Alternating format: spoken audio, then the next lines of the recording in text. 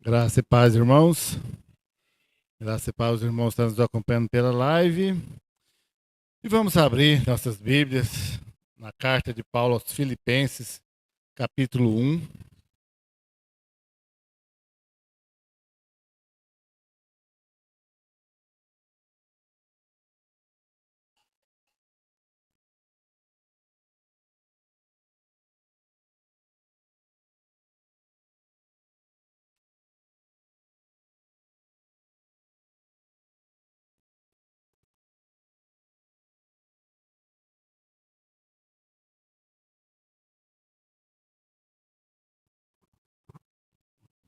Filipenses, capítulo 1, versículo 27 ao 30.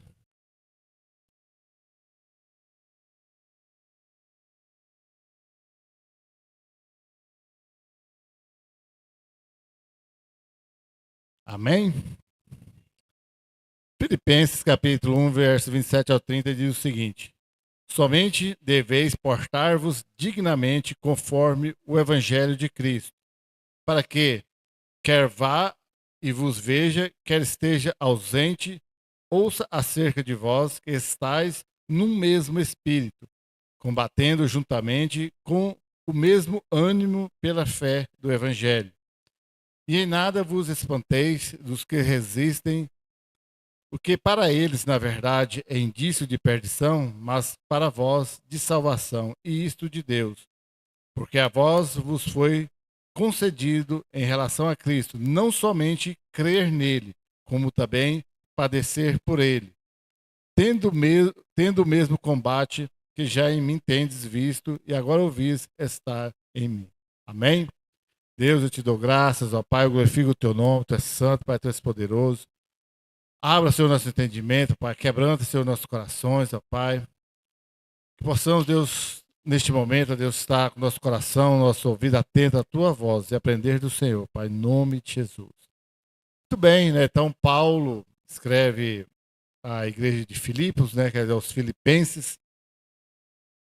E Paulo estava numa situação difícil quando ele escreveu essa carta, estava preso em Roma. E Paulo não ficou lá só choramingando, né? Pensando nas suas dificuldades, que realmente eram reais, estava preso. E todos nós sabemos que naquele tempo as leis eram bem mais devagar, né? Sim, devagar no sentido de favorecer quem estava preso, né? Apanhavam, eram maus tratos mesmo, condições bem difíceis, mas Paulo não ficava lá lamuriando a sua situação, ele estava ali escrevendo e exortando e confortando aos irmãos das igrejas às quais ele já havia passado, aberto, estava fortalecendo, mesmo que através de carta. E mais uma vez chamando a razão para que pudesse permanecer firme, portar-se corajosamente, de forma digna do evangelho, não deixar-se esmorecer, porque nós sabemos, né, se na nossa realidade hoje, já quase 2000 anos depois que Paulo escreveu essa carta, vamos ser sinceros, aqui mesmo, né? Na nossa igreja, Batista Nacional Ebenezer, há uns anos atrás, quando o pastor João viajava, o que acontecia? O povo também não via na igreja, né? Via uns pouquinhos, né? Então foi preciso fazer um trabalho para animar o povo. É isso que Paulo estava fazendo, escrevendo as cartas para que os irmãos pudessem combater, fortalecendo. E Paulo havia ficado sabendo que havia alguns desentendimentos lá, né? Muito real nas igrejas, né? Ocorre bastante, infelizmente, deveria ser pelo contrário, mesmo tempo que Paulo os chama à razão do evangelho e ao mesmo tempo chama eles também a estar unidos para combater, né? Vamos ser sinceros, já temos o inimigo, né? Maior inimigo que é o próprio diabo, que trabalha contra a igreja. Tem as pessoas que humanas, né? É, tem muitos países que são os governantes. Infelizmente, o Brasil está quase nesse caminho. Tem as pessoas que trabalham contra, sim. Agora, se nós, dentro da igreja, for trabalhar um contra o outro, aí vai descambar mesmo, né? Aí que não vai dar certo. Então, Paulo, dentro de toda essa situação, né? Ele nos chama os irmãos da igreja de Filipos a estar unidos. E, lógico, né? como a palavra de Deus, ela traspassa toda a história, toda a existência nossa aí há muitos anos e chega até nós. Né? Não adianta nós também só sabermos o que aconteceu lá quase 2000 anos atrás, sendo que está acontecendo muitas coisas praticamente iguais aqui, nós não colocarmos em prática para nós. Então, esse é até coloquei o tema do sermão, vivendo o evangelho corajosamente. Porque, vamos ser sinceros, ao longo da história aí, a humanidade tem se perdido porque não encara o evangelho de forma corajosa, assumindo a sua postura, né? E a primeira delas sendo coerente, né, com o evangelho. O que é ser coerente? É viver de forma digna e ser coerente é fazer aquilo que fala. Então, no versículo 27, né, Paulo nos diz: somente deveis portar-vos dignamente conforme o evangelho de Cristo. Ou seja, dignamente, né, de forma bem prática, né, viver aquilo que nós falamos, aquilo que nós pregamos. Nós falamos, às vezes até pregamos para as pessoas, talvez você fale assim, eu nunca preguei, né? Talvez já, né? Você já falou do evangelho para alguém? Já?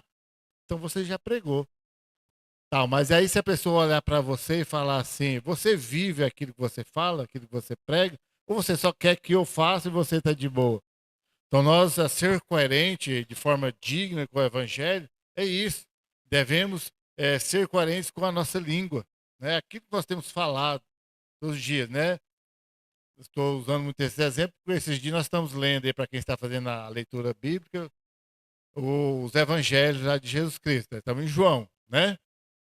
Aí, todos eles, os quatro evangelhos, a crise ali dos judeus, dos líderes, dos fariseus e tudo mais, com Jesus Cristo, é que eles só queriam falar, né? Queria pôr uma carga grande sobre o povo e estar de boa.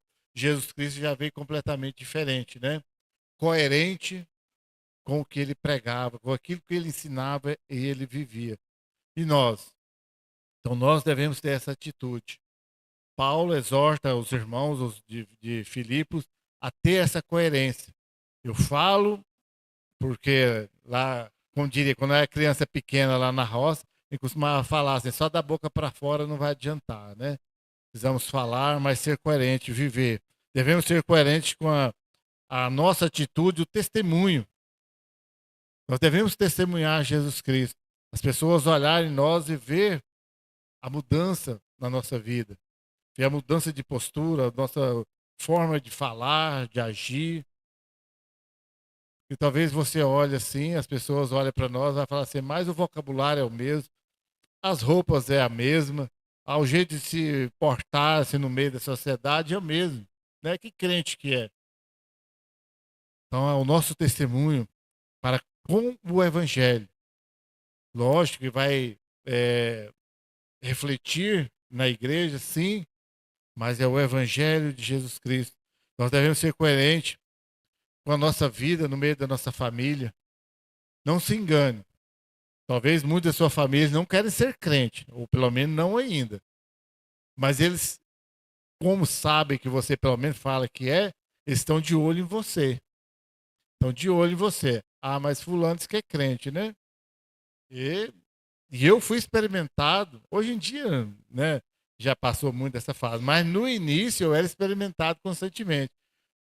Me provocavam, zombavam, falava tanto de coisa para ver se eu permanecia firme como crente ou se eu iria revidar. E quando fui ordenado pastor, de novo, né? Mais outra oportunidade no meio da família. Não se engane, dentro da sua própria casa, da sua própria família, eles vão te testar para ver se realmente você é coerente com o evangelho. E aí? Lógico, como eu digo sempre, não responda para mim, responda para você. E não minta para você mesmo, porque não vai adiantar. Tem sido coerente dentro da sua casa, dentro da sua família, coerente com o evangelho? Se não for, eu iria, assim, lógico, não quero, longe de querer moldar Deus e falar que Deus faz ou não faz. Mas eu, particularmente, acredito que não vai adiantar nada Eu não ser coerente dentro da minha família e depois vir aqui orar para que ele seja salvo. Não faz sentido. Lógico, não sou eu que salvo, é Deus, mas também creio num Deus que me salvou, quer que eu seja coerente dentro da minha casa, dentro da minha família, para que as pessoas possam ver em mim a mudança. Então nós precisamos ser coerentes. Então também devemos ser na nossa vida moral, né? Tá tudo interligado, tudo trabalha junto, né? Hoje em dia essa palavra fora de moda, né? As pessoas nem usam mais, ter moral, né? Antigamente, ainda quando até a pessoa tinha moral, né? Você chegava assim, ó, aquela postura, né? De ser reconhecida. Hoje em dia, né? Ser vulgar é que ser chique, né? Parece que quanto mais vulgar, parece que a pessoa é mais reconhecida. Não, precisamos ter uma moral, ter uma postura.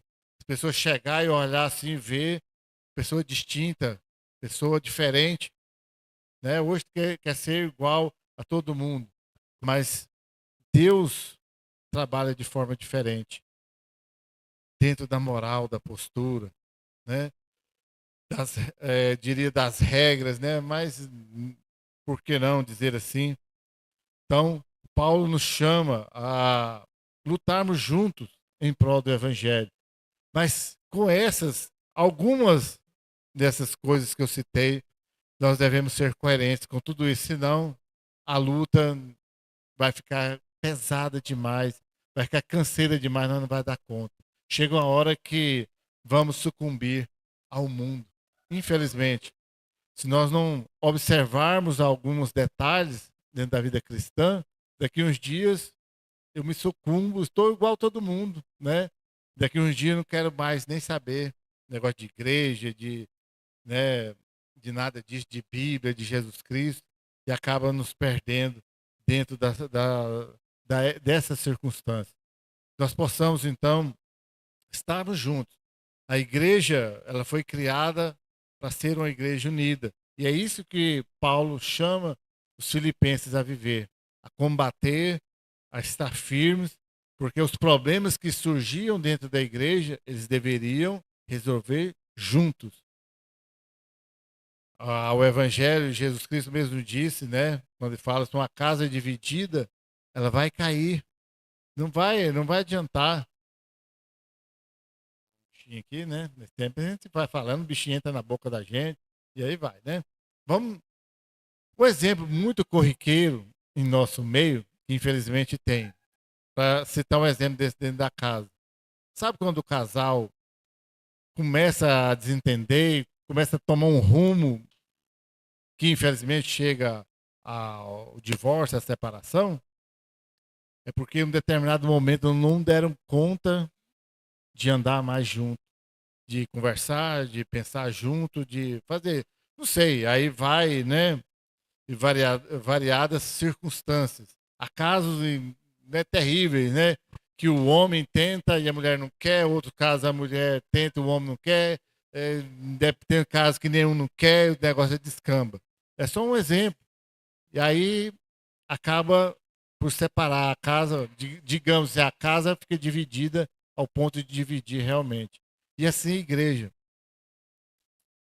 Tem igrejas que divide, sai uma turma para um lado, outra para outra e divide, porque chegou um dia que não deram conta. Tô falando que o bichinho aqui vem, né? Agora eu consegui tirar o bichinho, né? Agora não vai me incomodar mais não. Mas infelizmente chegamos a este ponto. Chegamos a este ponto de causar divisão ao ponto de não dar conta. É nessa circunstância que nós devemos permanecer unidos, fortalecer, orar junto, né? Hoje aqui o Onan trouxe uma prática muito boa, uma dinâmica muito boa na hora da oração. Não quer dizer que é uma oração, mas precisamos estar unidos, estar juntos, fortalecidos a cada dia, né? Como diria o nosso presidente da CBN, o pastor Éder, um com Deus é maioria, mas a palavra de Deus diz que dois ou três ou mais estão reunidos, em nome de Jesus Cristo ali ele estará. Então, se nós estamos reunidos, estamos de acordo, Deus está no nosso meio, que é Ele que nos fortalece, é o Espírito Santo que nos sustenta. Então, Paulo chama a esta razão. Você sozinho pode até ir mais longe, né? Ou mais rápido, quer dizer, mas juntos, fortalecendo o outro, todos chegarão até lá. Todos juntos, já viu, né? De uma época aqui que nós tínhamos aqueles cursos de liderança e tal. Aí o pastor João trazia aqueles videozinhos lá de trabalho em equipe, já viu? Que é um que não sai da memória, da formiguinha. O tamanduá vem para pegar uma formiguinha e ela lutando, aí faz todo mundo fazer uma bola assim de formiga e derruba o tamanduá, o inimigo. Foi só uma que tinha acontecido, tinha sido tragada pelo tamanduá. Juntaram todos e venceram. E a igreja é desse jeito. Por isso, né, o Evangelho deixa bem claro, quando você está com dificuldade, você deve procurar a igreja, deve compartilhar, porque você sozinho, você não vai conseguir. Essa é a função da igreja, não de ficar procurando confusão com os outros, mas de se unir e se fortalecer, com o mesmo objetivo. Porque comunhão é isso, é estarmos unidos, reunidos no mesmo objetivo, que é glorificar o nome do nosso Deus. Então nós devemos também, segundo a palavra de Paulo, no versículo 28, ele fala que nós devemos andar com estabilidade, ou seja, com certeza, estar sempre firmes. Né? Paulo nos chama, nos encoraja a crer no Senhor. Crer no Senhor é estar tendo a certeza de que Ele está conosco.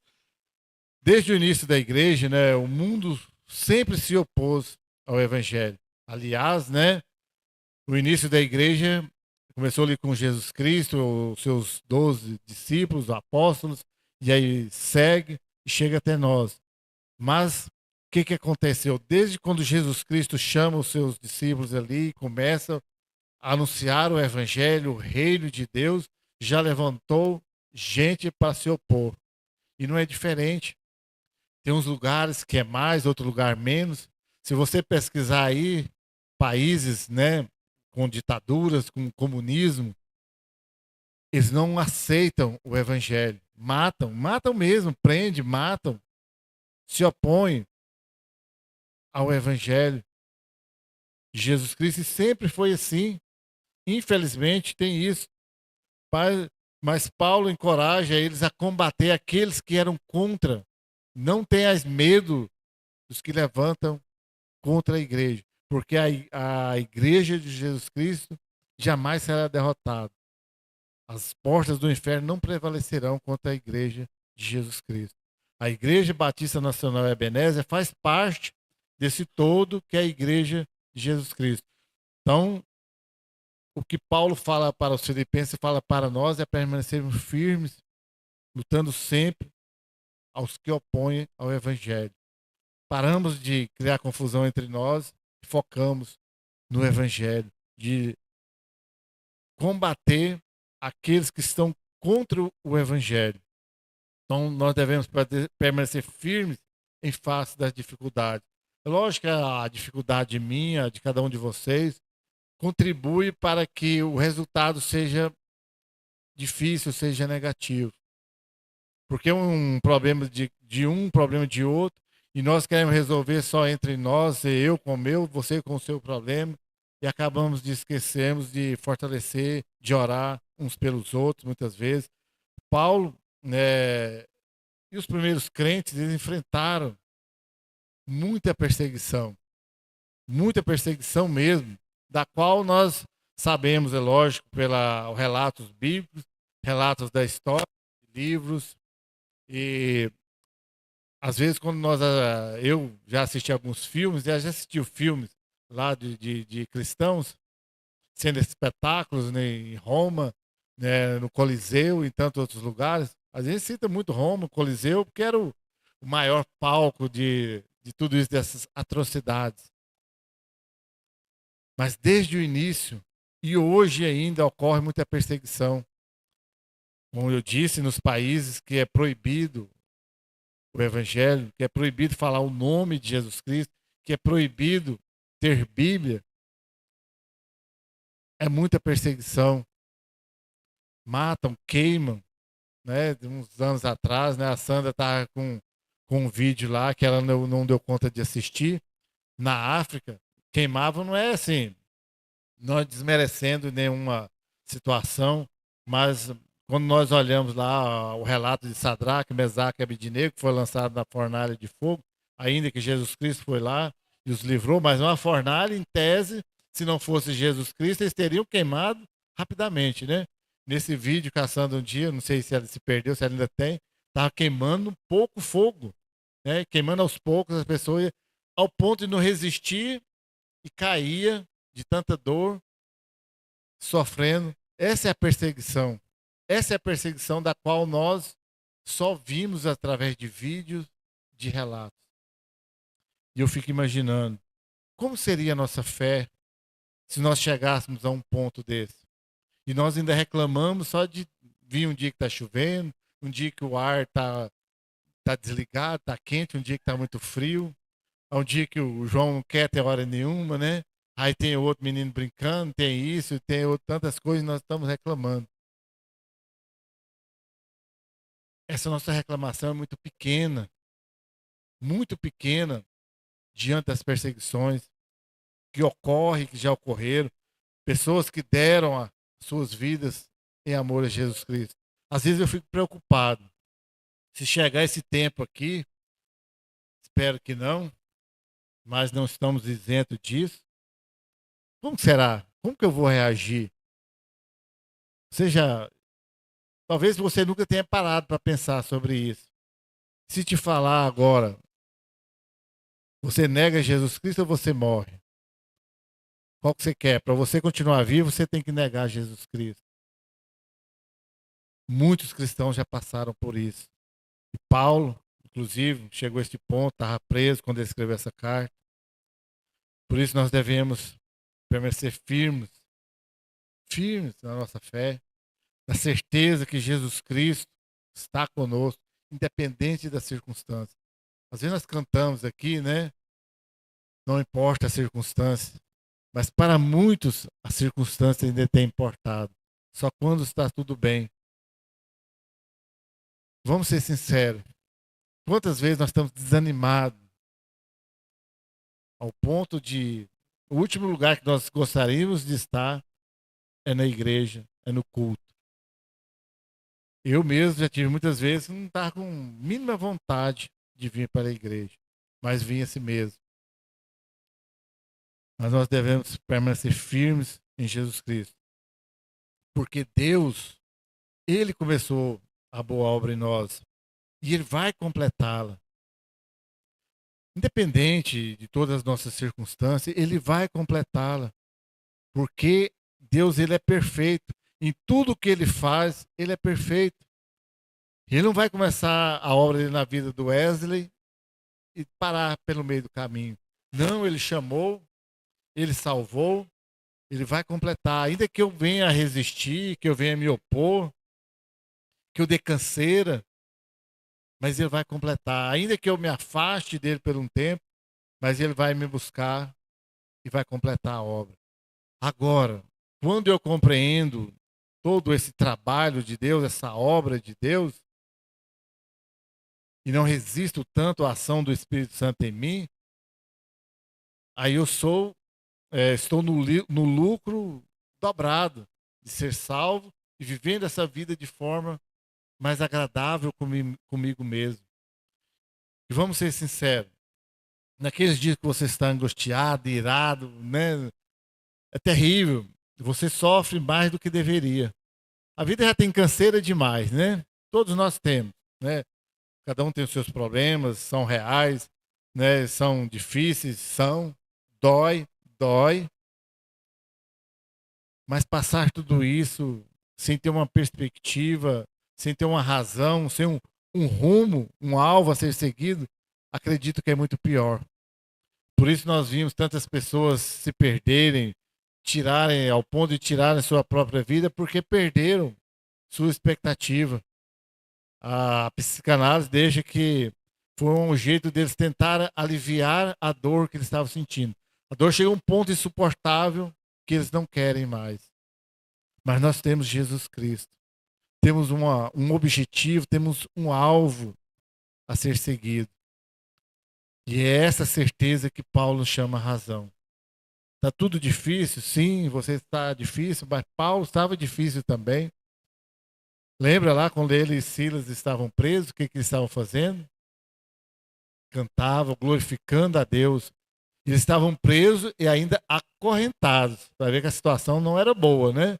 Ser preso dentro de uma cela, desconfortável ao extremo, ainda acorrentados. E eles começam a orar, começam a louvar, começam a glorificar o nome de Deus. E as correntes se quebram, as portas se abrem. Porque esse é o nosso Deus. Deus que não nos abandona. É nesse Deus nós devemos ter a certeza. Só a gente vai aos extremos, mas é uma simples, né? Simples, né? Comparada a isso é simples, mas uma dor de cabeça que você tem, que às vezes te impede, não, não vou na igreja hoje que a minha cabeça está doendo.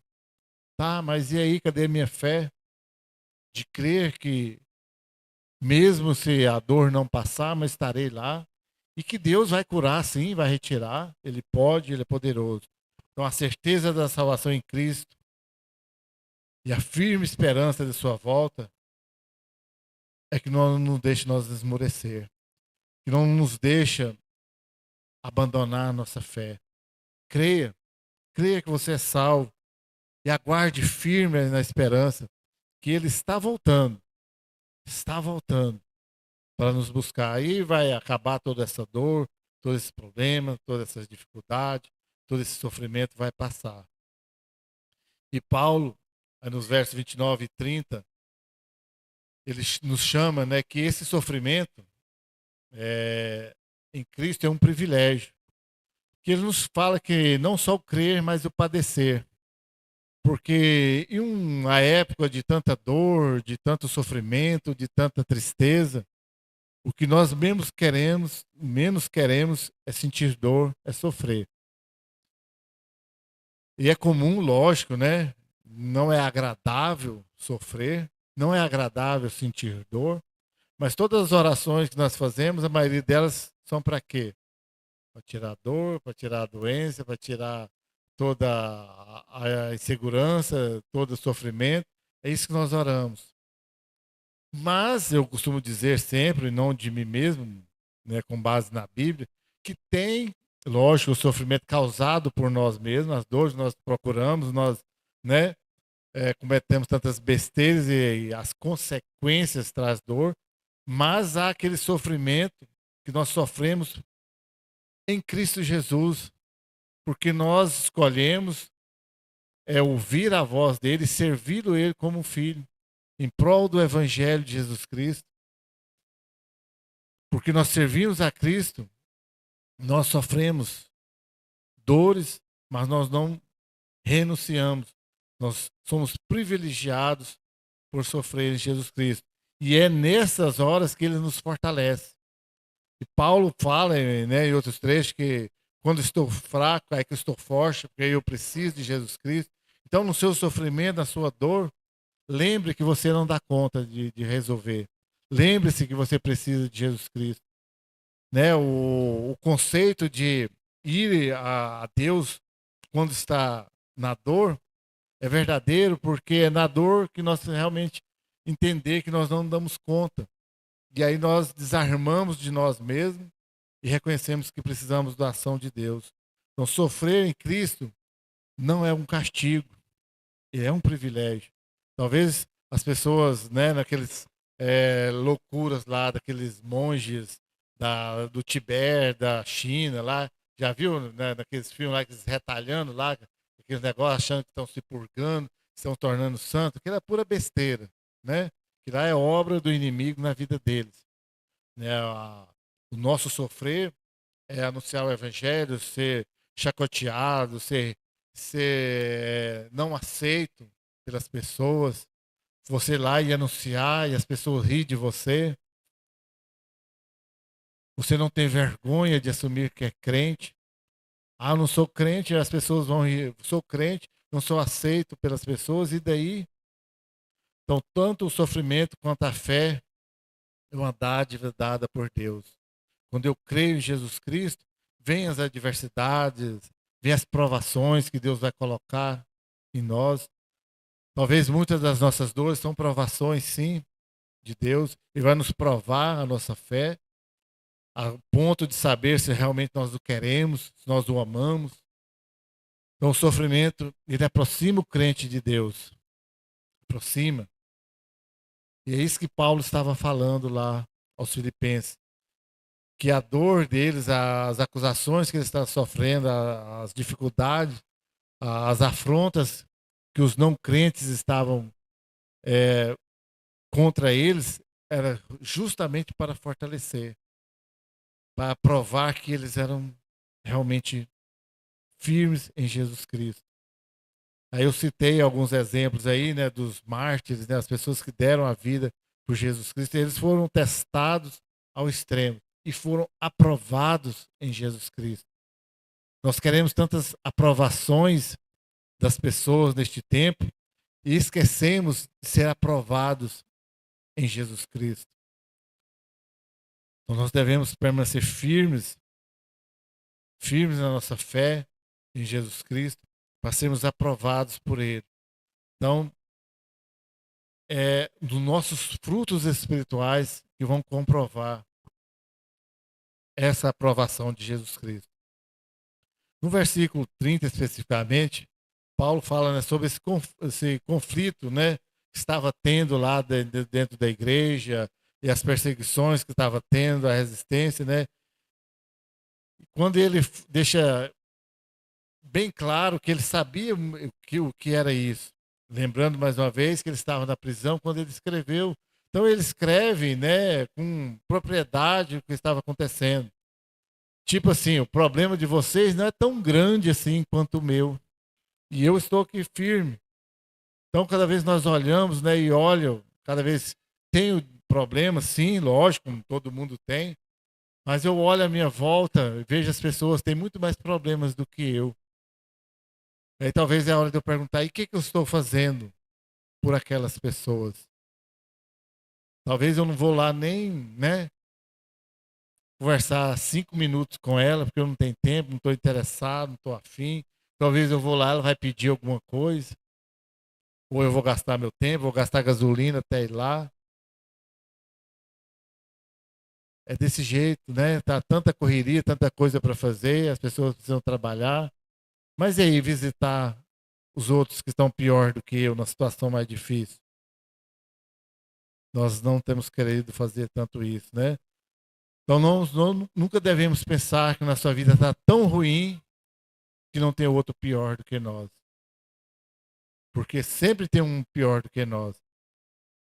Às vezes a gente tira o exemplo só de ver, né? Talvez você está lá na sua motinha humilde, na sua bicicleta, no seu carro humilde, passa no carrão, né? Mas aí eu também não tenho um carrão desse. Também não tenho uma mansão daquela ali, né? Tá, mas eu ainda gostaria de ter também. Mas quando eu olho para o mundo inteiro, tem muito mais gente pior do que eu, uma situação física pior do que eu, emocional pior do que a minha, mental pior do que a minha, e quanto mais é espiritual, aí sim, muito pior do que a minha. E eu não tenho feito nada. Então Paulo nos chama a atenção sobre isso. Estou sofrendo? Sim. Mas o que eu tenho feito? Tenho glorificado a Deus? Pensei muito nisso, né? Não é neste texto que está, mas me recordo muito de Paulo, e veio muito forte na minha mente, principalmente hoje, de Paulo e Silas ali na prisão, cantando, louvando, glorificando a Deus, porque eles se achavam dignos de estar ali, presos e acorrentados por estar anunciando Jesus Cristo. Às vezes nós nos envergonhamos do Evangelho, nos envergonhamos de anunciar Jesus Cristo. Nós deveríamos de ter vergonha, sim, é de nós mesmos, de não anunciar, tirar de lado nossas comodidades e começar a falar do Evangelho de Jesus Cristo. que é isso que Deus nos chamou a fazer, como fez Paulo e tantos outros, e ele encoraja aos irmãos ali de Filipos. Então vimos neste texto, né, que por recebermos a alegria de sermos salvos em Jesus Cristo, nós devemos de viver de modo pleno e digno do Evangelho. Viva de forma digna do Evangelho. O Evangelho é a salvação. O Evangelho é a palavra de Deus. O Evangelho é o próprio Jesus Cristo. E constantemente nós devemos fazer essa pergunta. Estou vivendo de forma digna? Eu não sou digno de honra, de glória, de louvor, não. O único digno de adoração, de louvor, de glória é Jesus Cristo. Mas eu vivo dessa forma digna de ter recebido a salvação em mim? Viver de forma digna é glorificar. Ser grato por ser salvo é anunciar o Evangelho de Jesus Cristo. Quando nós agimos dessa forma, nós somos fortalecidos pelo Espírito Santo. O nosso problema é que nós, sim, entenda o que eu vou dizer, que nós não desafiamos nós mesmos com a ação do Espírito Santo em nós, dele agir em nós. Nós nos acovardamos em nós e não deixamos o Espírito Santo agir em nós, nos fortalecendo para levar o Evangelho, a palavra de Jesus Cristo. Nós também temos recebido a vitória contra os inimigos, contra todas as adversidades. Nós temos vitória sobre isso, sim, em Jesus Cristo. Lembre-se, somos salvos. E no meio dessa salvação nós encaramos as dificuldades, os sofrimentos, recebemos vitórias. No final, o que importa é viver de forma corajosa, digna do Evangelho de Jesus Cristo, glorificando o seu nome todos os dias.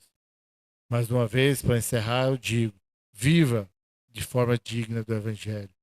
Não envergonhe o Senhor Jesus, porque ele disse que todo aquele que se envergonhar do Evangelho, ele irá envergonhar diante de Deus. Todo aquele que negar o Evangelho, negar Jesus Cristo, agora ele será negado diante do Pai. Então, viver de forma digna do Evangelho é anunciá-lo, é viver conforme ele tem nos chamado. Amém? Deus, eu te dou graças, ó Pai, eu glorifico o teu nome. Deus, tu és santo, Pai, tu és soberano. Obrigado, Senhor, porque o Senhor levantou muitas pessoas neste mundo, ó Pai. Um deles, ó, foi Paulo, ó Deus, que viveu de forma corajosa o Evangelho, de forma digna do Evangelho. E ele escreveu aos Filipenses e tantos outros, ó Pai, mas chega até nós. Pai, que possamos aprender, Deus, possamos aprender, ó Deus, do seu Evangelho, das pessoas que viveram de forma digna, ser dignos também, ó Pai, do Senhor, ó Pai. A honrar, a glorificar o teu nome, ao ser ousados, ó Pai, a anunciar a tua palavra, Pai.